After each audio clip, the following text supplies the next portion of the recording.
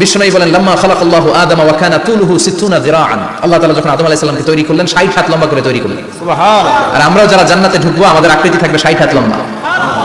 মজা করে সুবহানাল্লাহ পড়তে পারলেন না? আল্লাহ সাইয়েদনা আদমকে তৈরি করলেন এই জুমার দিনে। আবার সাইয়েদনা আদম আলাইহিস সালামকে পৃথিবীর বুকে তিনি পাঠিয়ে দিয়েছিলেন এই জুমার দিনে। সুবহানাল্লাহ। কুল নাহবিতু মিনহা জামিআ, O Adam go down with your wife, তোমার স্ত্রী হাওয়াকে নিয়ে পৃথিবীতে নামো। সাইয়েদনা আদম আলাইহিস সালামকে আল্লাহ তাআলা পাঠিয়েছিলেন শ্রীলঙ্কার একটা পাহাড়ে, অ্যাডামস পিক।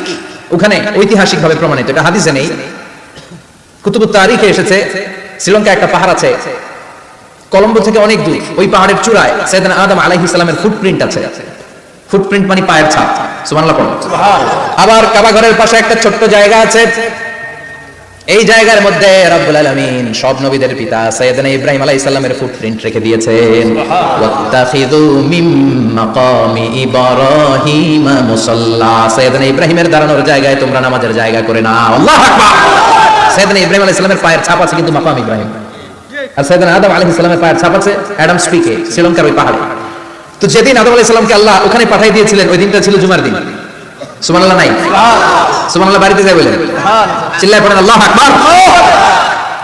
এরপরে সাইয়েদনা আদমকে পাঠানো হলো শ্রীলঙ্কায়, সাইয়্যিদাতুনা হাওয়া আলাইহিস সালামকে পাঠিয়ে দেয়া হলো সৌদি আরবের জেদ্দা শহরে। আরবিতে জেদ্দা বা জাদ্দা মানে দাদি, জেদ্দাতুন বা জাদ্দাতুন মানে কি দাদি।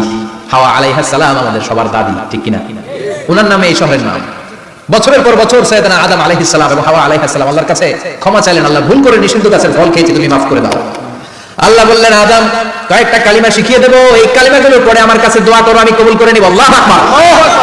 আল্লাহ শিখিয়ে দিলেন আর বললেন আদম পড়া রাব্বানা যালামনা আনফুসানা ওয়া ইল্লাম তাগফির লানা ওয়া তারহামনা লানাকুনান্না মিনাল খাসিরিন। ও আল্লাহ, জুলুম করেছি নাফসের উপর, ভুল করেছি, অন্যায় করেছি, আপনি যদি ক্ষমা না করে দেন আমরা শেষ হয়ে যাব, আমরা হালাক হয়ে যাব, ক্ষতিগ্রস্তদের মধ্যে শামিল হয়ে যাব, ঠিক কি না?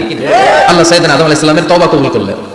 ওনার কাজ হচ্ছে তওবা কবুল করা, আমাদের কাজ গুনাহ করা, শয়তানের কাজ ওয়াসওয়াসা দেওয়া, আল্লাহর কাজ খালি মাফ করা।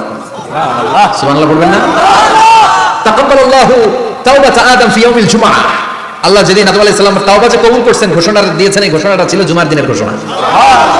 আবার সাইয়েদনা আদমকে যেদিন রূহ কবজ করে আবার নিয়ে যাওয়া হয়, ওই দিনটাও ছিল জুমার দিন। পড়েন সুবহানাল্লাহ। পৃথিবীতে একজন মানুষই শুধু জানতেন যে তিনি পৃথিবীতে কতদিন বাঁচবেন, সেটা হচ্ছে সাইয়েদনা আদম আলাইহিস সালাম। ওনাকে বলে দেওয়া হয়েছিল উমরুকা আলফু সানা, তুমি পৃথিবীতে বাঁচবে 1000 বছর। কয় বছর?